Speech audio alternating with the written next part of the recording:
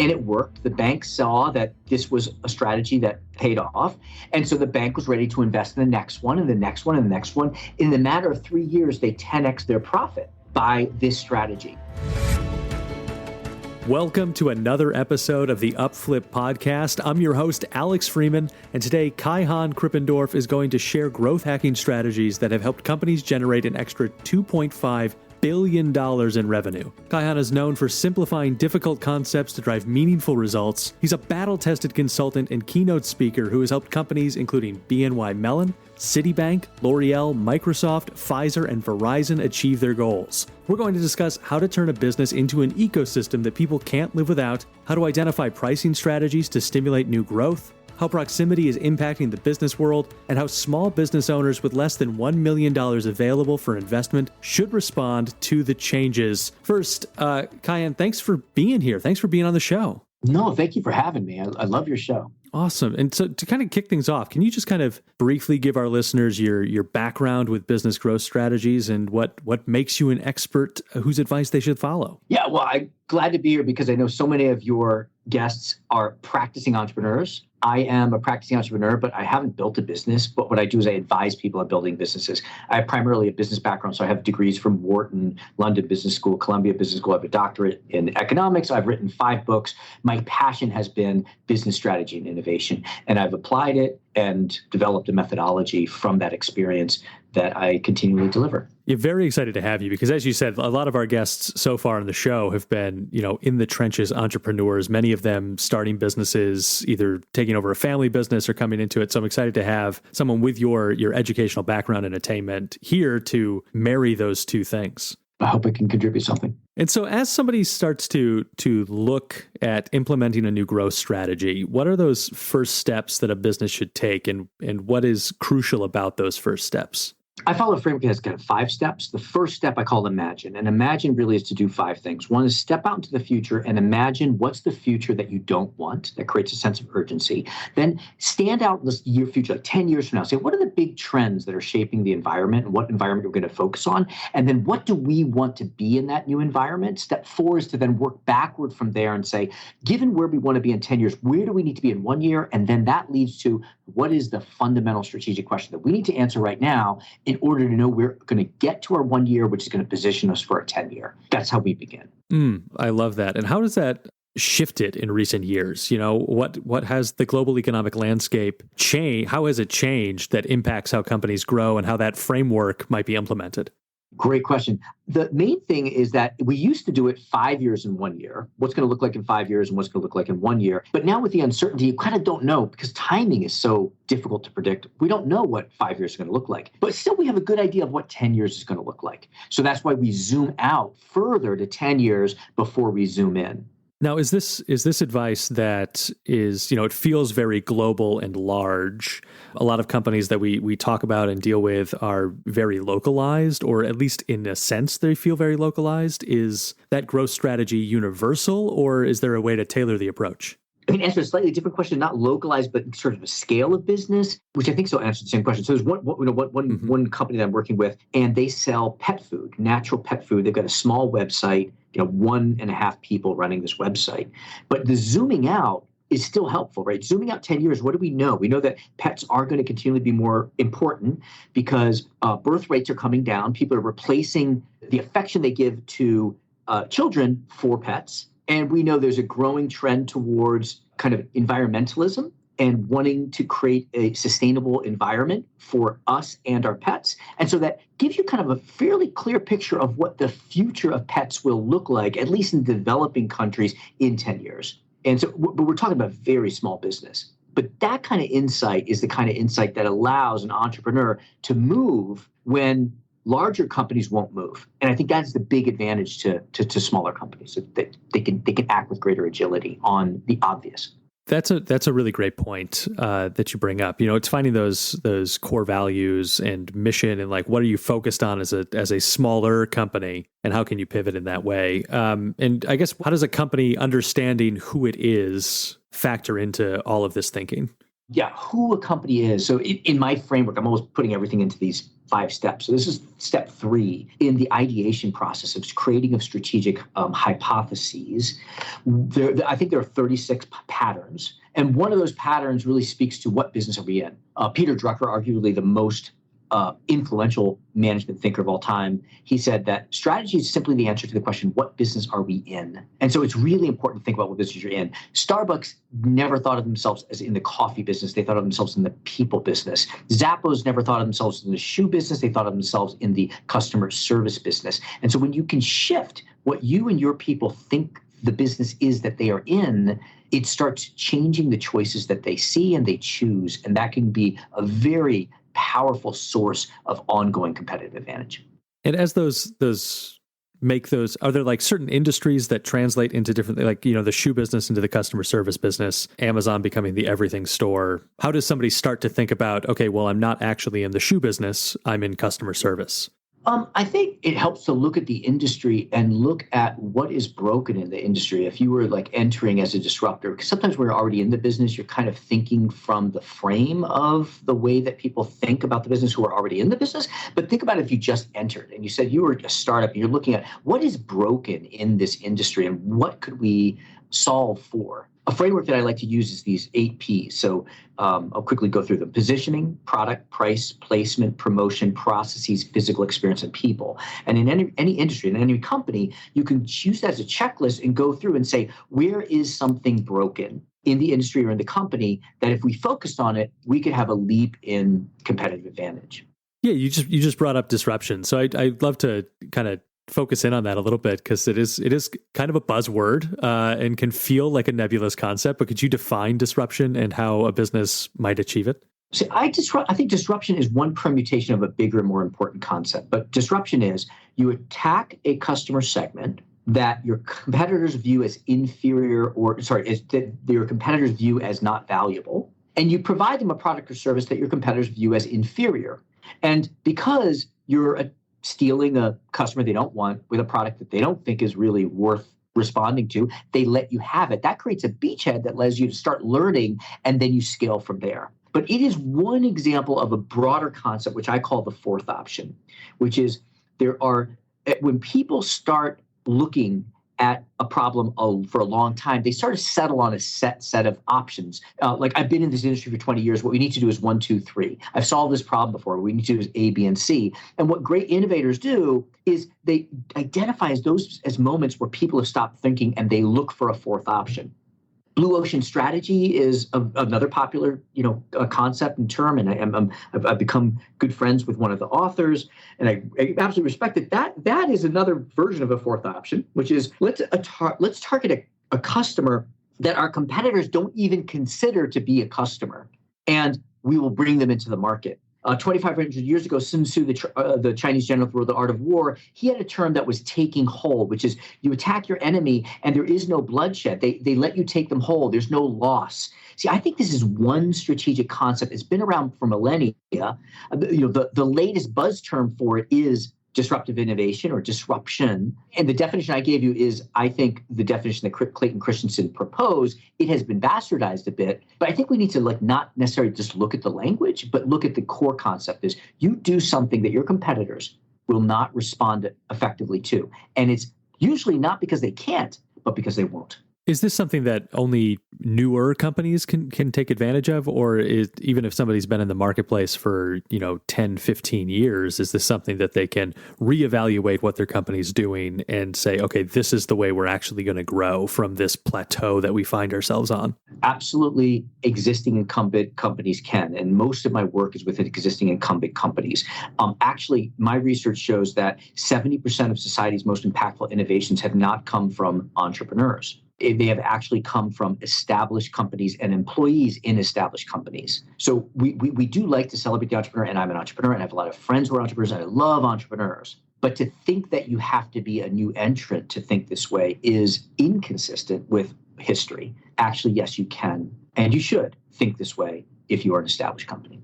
Yeah, and I think that's also particularly important and dovetails nicely with, the concept of purchasing into a business as well, like that you've come into this marketplace, you've bought this business, and now you need to, do something with your investment. How are you going to grow it? You got to act like a new company, even though there is this established history. Yes, absolutely. I think it's so smart to acquire a company that already has a business model that's working. It gives you a number of assets, it gives you scale. And then if you take that 8P framework, what I suggest my clients do when I work with them is let's look across the business model again. Positioning. What's our brand look like? What customers do we serve? What are our pricing models? How do we place or distribute? What are our processes, physical experience?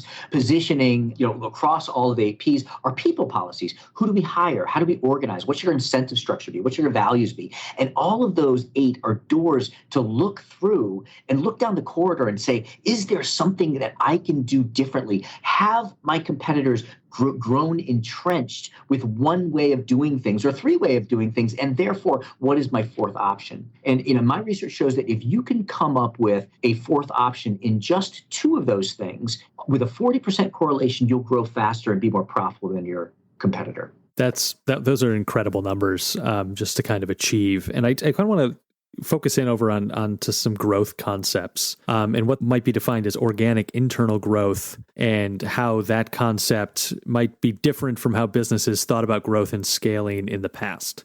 If you can produce $1 of organic internal growth, that is worth 10 times as much as if you acquire $1 of external growth in the market. And so your ability to produce organic growth is valuable because not only does it cost you less and it's less risky, but it also signals to the market that you have the capability to create the next $1 and the next $1. That's one reason why organic growth is so critical. And I just want to point out for our listeners, those of you who want a little bit more about organic growth, check out our past interview with Mike Andes, who scaled his business to 7 figures. You can find that both in our podcast feed, and then we've also got it on our YouTube channel as well when we check in with Mike, upflip.com on YouTube. So make sure to check that out. And then Kaihan, as we look at growth, are there any tools or software? Obviously, there are. I presume you have some systems that you might recommend that people start using to help them launch that new growth strategy.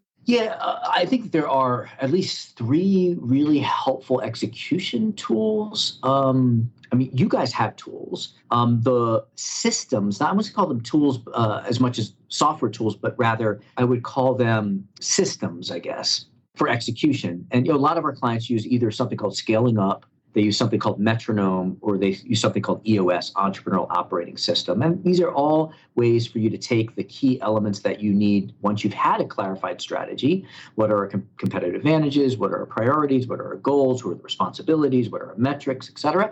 And put them into a system where you can kind of like track them and manage to them and apply and assign your resources and effort to the right things. What I have as a tool is really this Outthinker process is really a system to make sure that what you plug into your execution machine is truly disruptive and is not a Me Too strategy. Can you go in a little bit more detail about that, about how that works and why that's important? So let's say you're looking at the beginning of the year and you're thinking, okay, what should my priorities be? We can't focus on 15 things. We're going to focus on 5 things.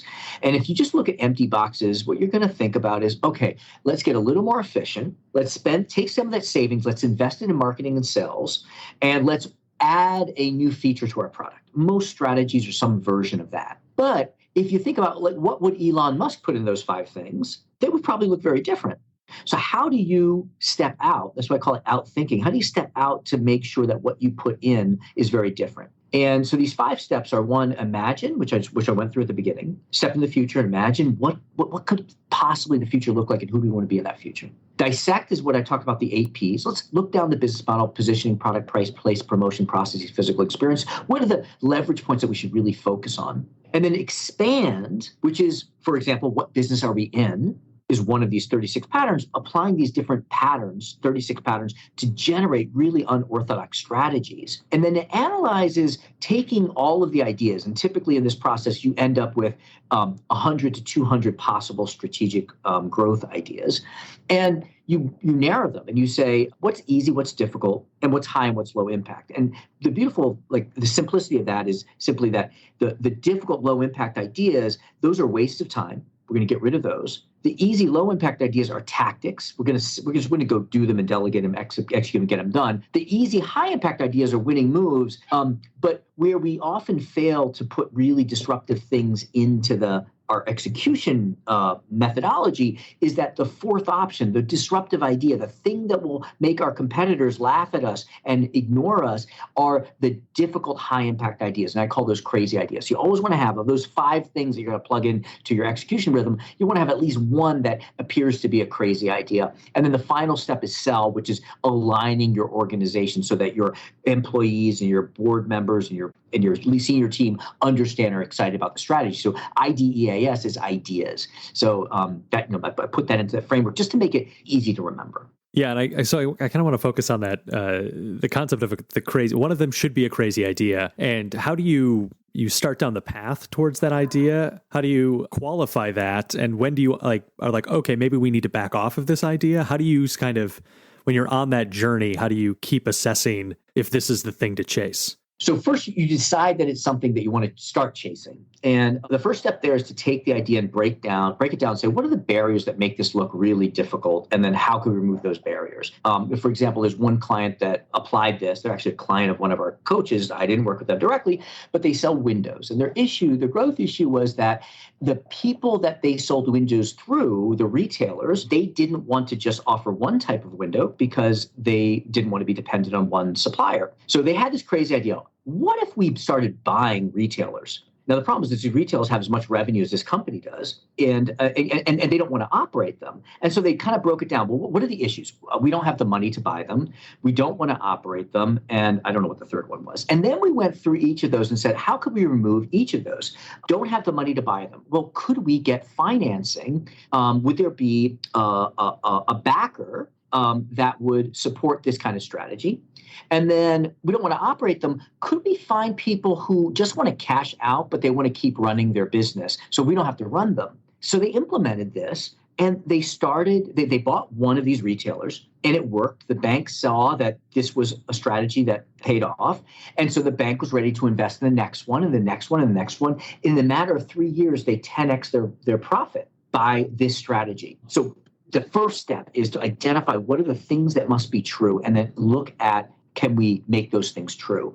But as you execute it, you still have other things that you don't know if they're true yet. But if you can be very explicit about the hypotheses or the sub-hypotheses that your hypothesis that this is a good idea depends on, and be tracking those explicitly, then you can more quickly identify when it's time to kill the idea and move on to the next idea. What I really love about that example is that it was a window company, and that kind of feels like those businesses that don't feel overly scalable, that there's, a certain amount of growth that you can do on that level. And so I think that I would assume is one of the common obstacles that impede a lot of companies' growth, is that they just assume big growth isn't for them. But I would love to hear your thoughts on what are some other common obstacles that impede a company's growth. The most common obstacles are, one is that you don't think the future is going to change a lot. And what you see is that companies that do create amazing growth, they think the future is going to change. I don't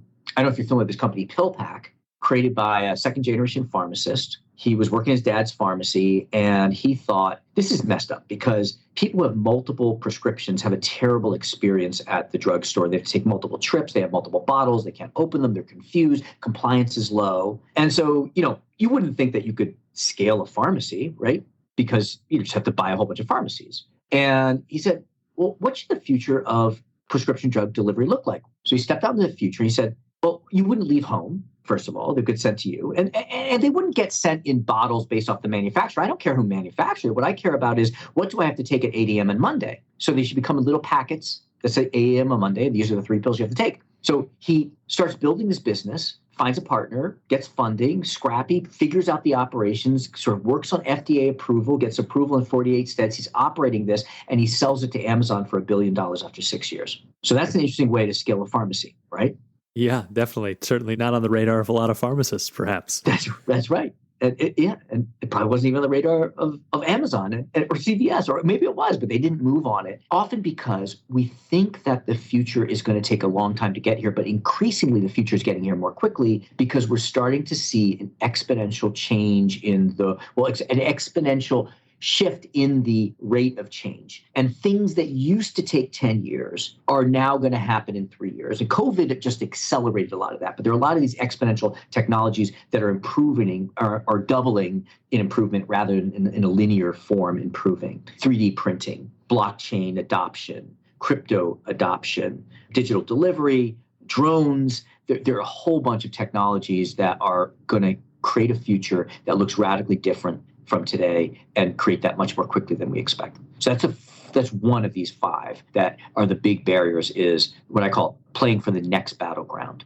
Yeah, I think that's, I'm glad you mentioned COVID because I do want to follow up on that in that, thinking about companies that were thinking 10 years into the future, then COVID happened, which obviously nobody saw coming. At least, maybe some people saw it sooner than other people saw it coming, but certainly not if you'd asked somebody 5 years ago if this was going to happen in this way. And here we are 2 years or so into the pandemic, still dealing with it and dealing with new disruptions. So how does somebody, one, I think you've laid out a great framework of how somebody can be prepared for disruptions, can be prepared to move and take advantage of opportunities that they see, but how does somebody stay on track in the middle of a major disruption that they maybe didn't foresee? I don't have the perfect answer, but a couple things. One is, if in the beginning of the year you go through this process and you have 100 ideas, you prioritize them, and you've chosen to focus on 5. You now have a backlog of 96 ideas. And so while your competitors are spinning around trying to figure out, okay, what can we do differently? You have this backlog. It looks almost like a Scrum board, where you have like things that you're going to do, but you're not doing yet. You just go back there and you've already thought of these ideas. And you're like, aha, now is the time to pick up this idea of distributing coaching services directly to consumers by through digital means rather than in person. Now's the right time to do that, right? So having those already saves you the think time and allows you to operate more quickly. The second thing I say is there's a great framework. It's not mine. The 3 horizons of growth. It's in a book called The Alchemy of Growth. And basically says there are 3 horizons that you want to have initiatives against. One is you want to have core initiatives, things that are going to defend and protect the core business. The next are new things that you are launching and scaling, but they're not scaled. Maybe they're not profitable yet. And then things that you do now that create option value that may or may not prove out to be valuable in the future. But if you don't do them now, you won't have that option in the future. And what you'll see is in a time of less change, you spend about 70% on core, 20% on new, 10% on options.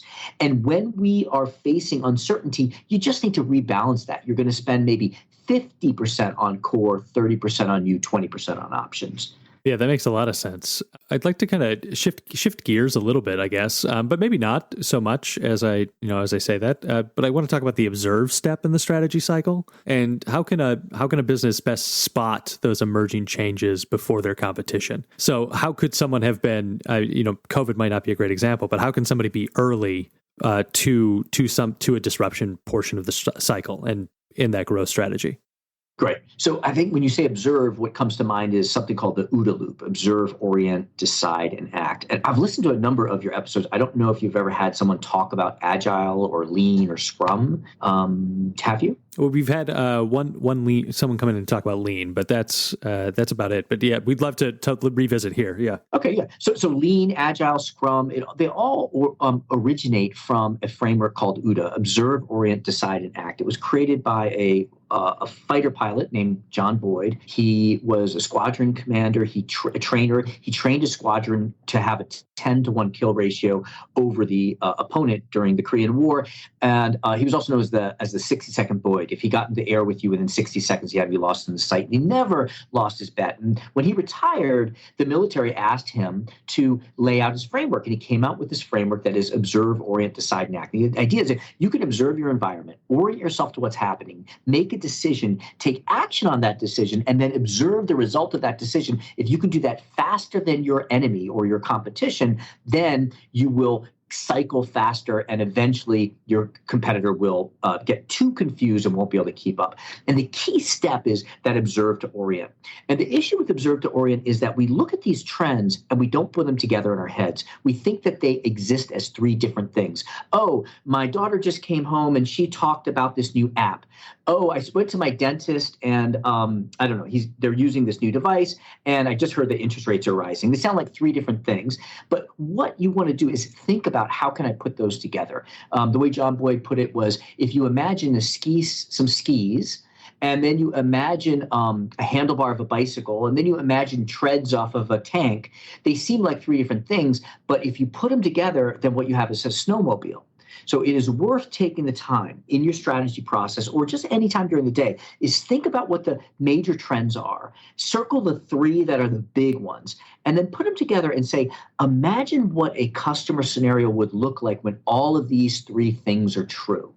When 3D printing meets cultured meat meets 5-minute delivery at home, what does that look like? Maybe we have pop-up restaurants that are growing meat and 3D printing them into bacon that gets delivered to your home in 5 minutes in the morning. I'm just making this up, right? But it is important to take those things that seem like different things and put them together as one thing. And so is that is that just observing the world, or is it observing competition specifically, or both? It's both. I think that we used to be very focused on competition. Thanks to Amazon, we've become very focused on the customer and say, no, let's ignore the competition. I think we're shifting to a world in which we're focused more on the employee. It is observing all of those things. I really like to observe at least, there's 9 different things, but the 4 big ones are socio-demographic shifts. That's both for customers and for employees. New technologies, regulatory shifts, and macroeconomic changes. And having an idea of what the big trends are in those 4 buckets, that's key. I like looking at the competition. I don't do it that much, only because often when my clients look at the competition, what they do is, how can we do the same thing?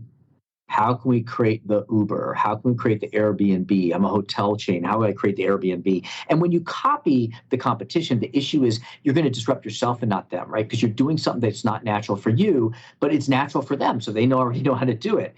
And so that's the danger of looking at the competition. But if you're willing to actually say, okay, I'm looking at the competition, but I'm not going to do that. I'm going to say, how can I achieve what they're doing, but do it my way? Then that's the ultimate thing, because you're not disrupting yourself, but you're disrupting them.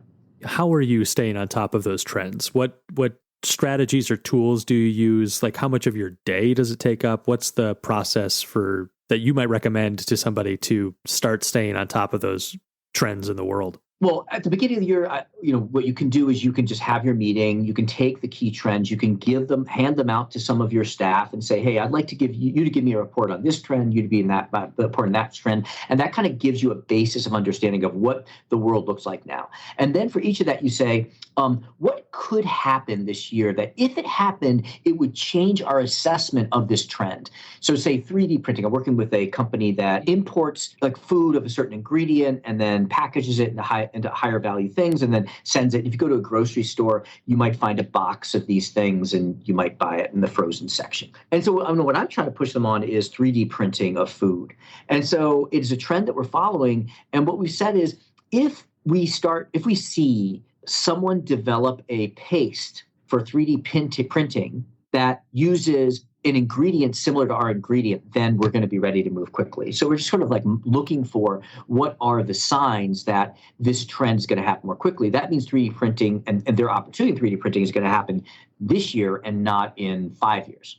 Oh, okay. Yeah. That makes a lot of sense. And is there any data or metrics that people should be tracking in business trends? And is everything industry specific, or are there, universal leading indicators that leaders should pay attention to? That's a great question. I feel like you're asking for a particular answer, but I don't think so. But first of all, I would say, no, you should not be just looking in your industry. Absolutely not. That creates the risk of you having a very myopic monitoring of what is happening. There are trends, both behavioral trends and specifically technology trends, that are shifting across industries. And so often these trends will hit one industry before they hit yours. And if you are not tracking the trends that might hit yours, that when they hit other industries, you won't see them coming, or you won't see what the smart or dumb ways are to react to them.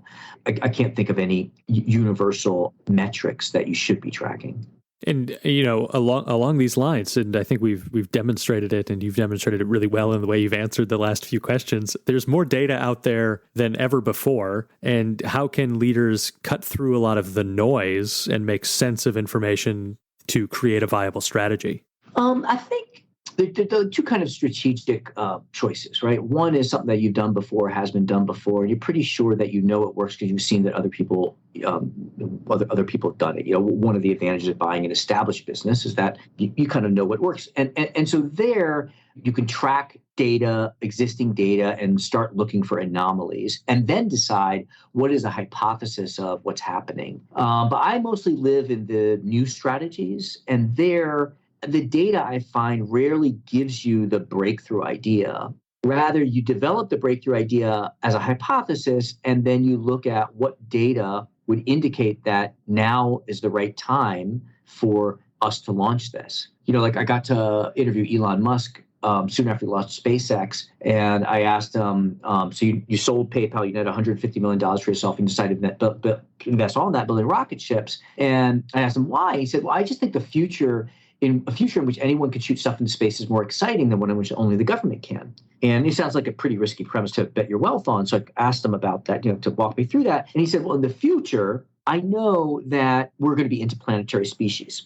And the problem is that the first challenge for us getting there is that it costs too much to build and launch a rocket ship. But he felt, because he was kind of he started looking at what the cost is to build and launch a rocket ship, that he felt that now, because of the configuration of the industry, it was now going to be possible for you to manufacture a rocket ship on your own without having to plug into the whole supply chain, which creates this inefficiency. And when you manufacture on your own, you have greater control, and you can bring costs down and then create a rocket ship that is competitive, and then the government will privatize it. So a lot of his innovations, I think a lot of innovations, are looking at the cost curve of something. And right now it costs a lot, and it's cost a lot for a long time. But when you start seeing the cost curve come down, usually because of either not a temporary change in the raw inputs, but because of a structural change in the industry, and you start seeing that we're coming down in cost, and that when that continues, that we're on the top of a slide and then we're sliding down in the cost, then that will suddenly open up a new market. So knowing that when costs of certain things come down, we're able to do new things, and then tracking those costs is one thing to track. So I want to lay out a scenario. Let's say a leader has the right data and has developed a viable, innovative, strategic shift, but the other decision makers in the company are change resistant. Not everybody has the luxuries of Elon Musk to make more or less decisions on their own. And so what advice would you give to that leader to convince the other decision makers that an out-of-the-box approach is a viable idea? The first thing to do is assess whether you do need to convince everyone. First of all, do your best to convince them, right? And you do that by identifying who are the early adopters of the idea. Just like you have an external adoption curve, you have an internal adoption curve. Who are the early adopters of the idea? Who are the proponents? Who are the first users? And then who are the detractors? Now, there are two different types of detractors. There are detractors in your team or in your organization who are negative detractors. They are never going to buy into the idea. There are other detractors who are positive detractors, who have reasonable reasons to be concerned about the impact this idea would have on the company. And making that distinction is really key, because then what you do is, with the positive detractors, you go to them early and you understand what their concerns are, being open to the idea that there are flaws in your idea, and talking to them will allow you to improve your idea. But there still will be negative detractors. And those negative detractors, unfortunately, by definition, are never going to be on board. And so what you do is you isolate the idea from them, so they are no longer a decision maker. You no longer need their support. There's some research that shows that what you should do is create an ambidextrous organization, where you have one part of your organization that is defending and protecting the core business, and one that is looking for new things. Think about as the first group is defending the fortress, and the other one is sailing the ships, looking for new territory. And then at the very top layer, you have your close management team that can go between those two, get the kind of the mental flexibility to go between those two. But it may be that you need to separate your organization and not create a situation where you don't need the support of the fortress people or the negative detractors. Yeah. Can you explain what it means for business to have a clear aspiration and how that's similar to and different from goal setting? Interesting. So the word aspiration can mean two things. It can mean either the achievement of like a long-term goal, or it can mean a purpose or a mission. Now, I think mission and vision are, if you say potato, I say potato, like it's a little bit of just semantics. But whatever you call it, there is usually two things. Like it's one thing that you exist for, and you never fully achieve it. It's the reason you wake up every morning. And then there's something, I call it vision, that you achieve. It's in 5 or 10 years. It's your big, hairy, audacious goal is what some people might call it. And so I think it's really important to have both and not fuse those two. For example, there's a company that I really admire, Flatiron Health, and created by two ex-Googlers. They quit and they're looking for something to do. And one of them has a nephew who unfortunately gets cancer. And he realizes that the oncology kind of world is broken. Data is siloed, and even doctors can't access the data to know what treatment you are they've delivered to you, what they did, and so what the result was. And so they created this company to improve the lives of every patient. Something like from the data of treatment, something like that. So they have this purpose, which is improve the lives, right? So that's an ongoing mission. But they also have a vision, which is that the FDA will start looking at practice data to make decisions about what regulations to implement. So that's a vision that's achieved. They go to one oncologist and say, we're going to offer you the software, we're going to license it to you, it's going to let you do all this stuff to run your practice, but we're going to observe your data and we're going to give you feedback on what's working. And then they go to the next oncologist and say, we're going to give you the same deal as that oncologist, but we're going to give you feedback, not only what you're doing, but also what the other doctor's doing, so we can improve the impact, the results of your, the outcomes of your practices. So that oncologist jumps on board and they roll up 2,000 oncologists, and they have this data now, and they work with the FDA to change the way the FDA works so that FDA will actually look at this data and not only blind studies. Anyway, 7 years later, they sell the company for $2.1 billion to Roche Pharmaceuticals. That's both a point of know what business you're in. We're a data company, we're a software company, but also of the power of having a purpose that's never achieved, that wakes you up every morning, but also having a big vision. FDA will change the way it does things, and having both of those work together. So if a successful growth strategy is the merging of that purpose with vision, along with the practical logistics of making the change happen, what are your top strategies for bringing that creative new growth approach into the real world? It's helpful to think about that strategy as like falling into 5 phases. So first, when you've come up with it in words, it's just words, right? Then you reach this phase that's really tough, which is where you're putting the pieces in place. It's kind of like watching a tree grow. A lot of energy is going into it, but you're not producing results. You're not producing a lot of revenue or growth or profit. And then there's the breakout phase where finally it takes off. Then there is the consolidation phase where you've achieved the market share you want and you want to protect it. You want to build economies of scale. You want to achieve customer captivity, lock in resources. And then the final phase is like when you realize that the strategy needs to be abandoned and you need to destroy it. So what I think the right thing to do is to put in the metrics that will tell us whether we are going to get through phase 2 to phase 3, from doing the hard work to actually having breakout, and what are the key things that must be true, and constantly track those and be ready to shift your strategy if it turns out that the market doesn't want it. Next is to identify what are the capabilities that we need and the resources that we need and the talent we need and what organizational structure we need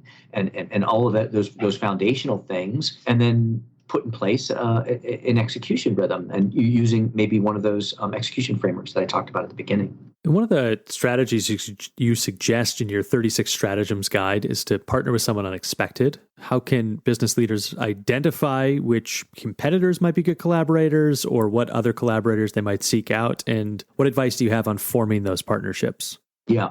I think the best thing to do is say, who else benefits if I win? If you step out and you imagine that you have achieved that 10-year goal, that big, hairy, audacious goal, whatever that is, and you look around and you say, who else is benefiting by us having achieved that? Then those all become partners that maybe are not obvious. Maybe they're not even in your industry. They're not in your radar, but they become partners in your shared vision if you can align them to that vision. As for what competitors partner with, that requires you kind of look at each competitor, understanding what their motivations are, also who their investors are. But I think the real opportunity is to create that ecosystem that of players who may not be obviously part of this ecosystem, but if you step out and say who else benefits by win, then you kind of reveal who those people are. Another strategy that stuck out to me is exchanging a brick for a jade. Can you explain a bit what that means and share some advice on how to determine the relative value of products or ideas? Right. Absolutely. Yeah. Exchange a brick for a jade basically says you give up something that you consider of low value, usually because it doesn't cost you a lot to produce, and you exchange it for something of high value. This is the razor blade strategy. This is you are selling razor blades at a loss or at low cost. In exchange, you have someone there who needs to buy, you're playing razors at a low cost or a loss.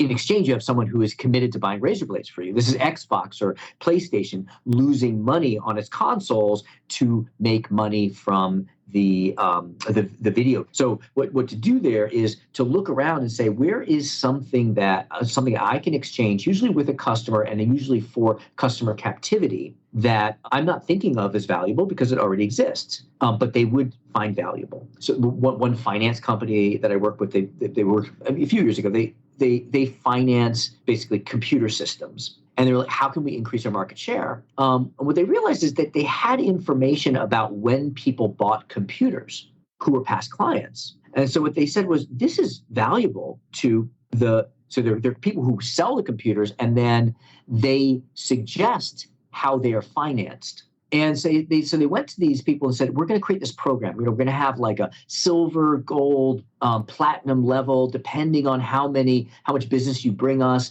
And with at higher levels, we're going to give you more valuable leads and say, here's a company who bought this system 7 years ago. They probably need a replacement, and that will improve your returns. But then we want you to refer us, and that tripled their business in a year. So that's an example of this exchanging a brick for a jade.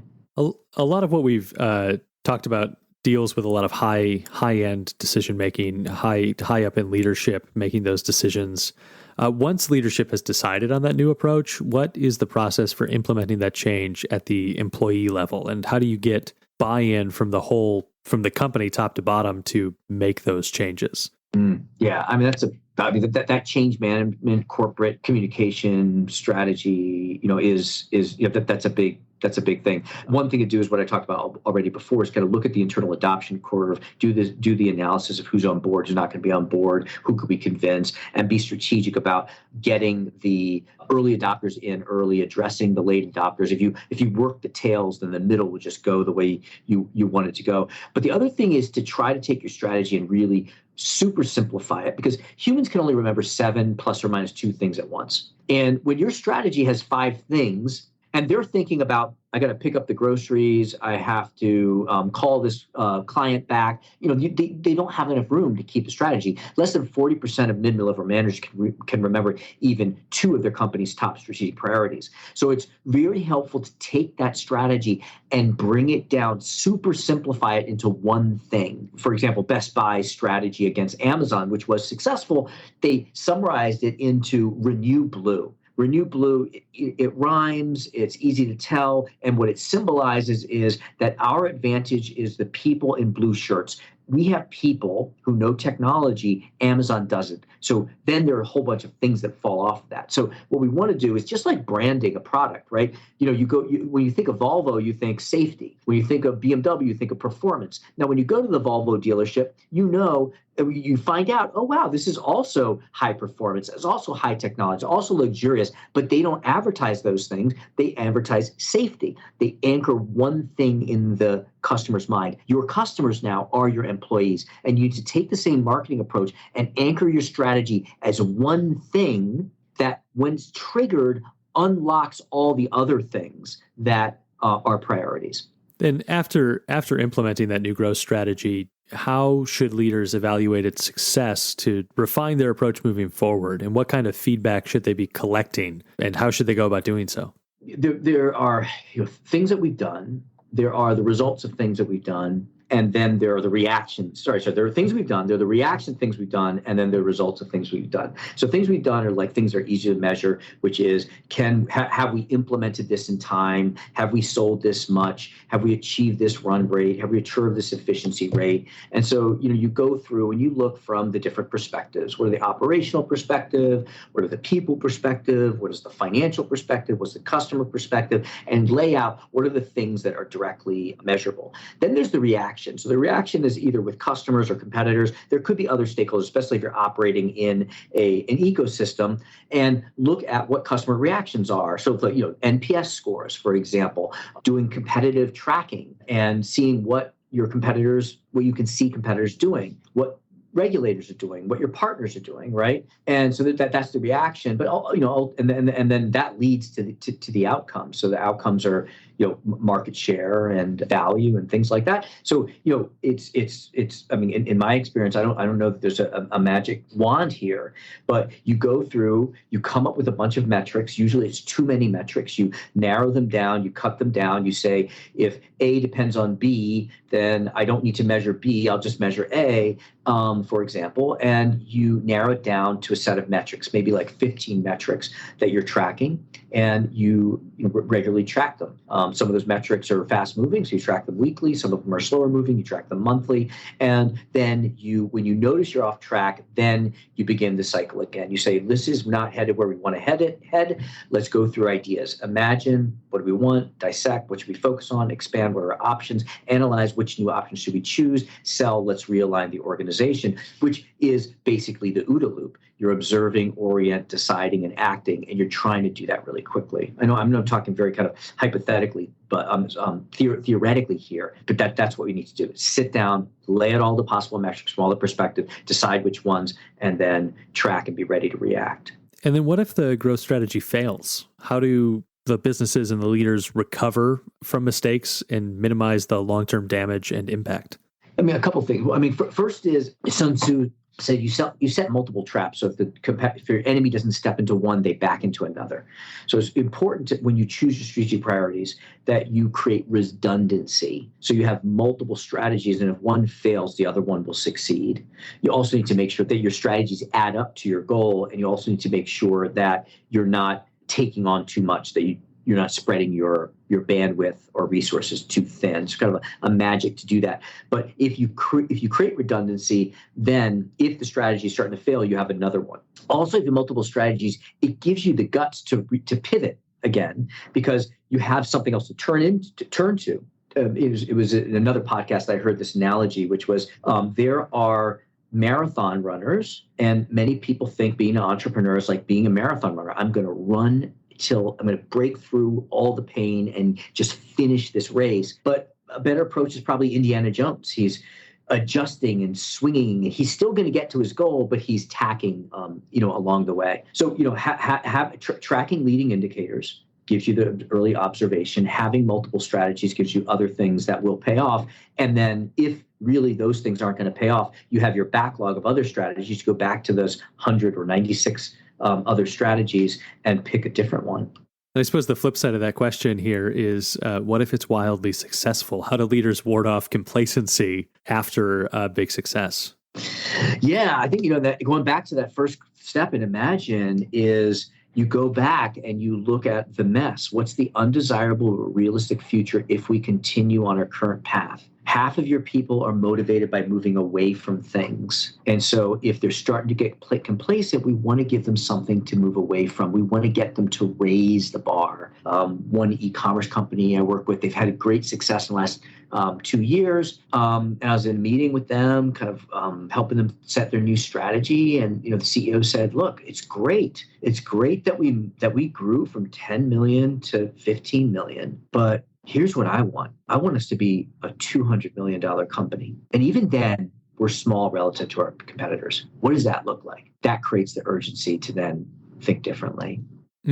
I love that. I've got one last question for you, but before I do that, I just want to give you a chance to let our listeners know where they can find you and where they can learn more about all this great information that you've offered here and in a wider form. Oh, well, thank you very much.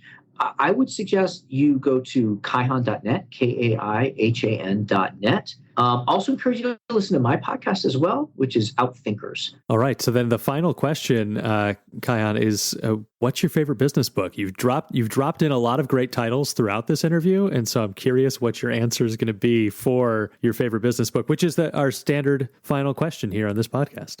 Oh my gosh. But by far, I would say my favorite business book is one that's not well known. It's called Competition Demystified by Bruce Greenwald. And it introduces a really compelling framework to create competitive advantage. If you want something a little bit fresher, there is one of his colleagues wrote a book that it kind of takes his model and applies it to platform businesses. And it is The Platform Delusion by Jonathan Nee. Either one of those two, which are rooted in the same framework, my two favorite books.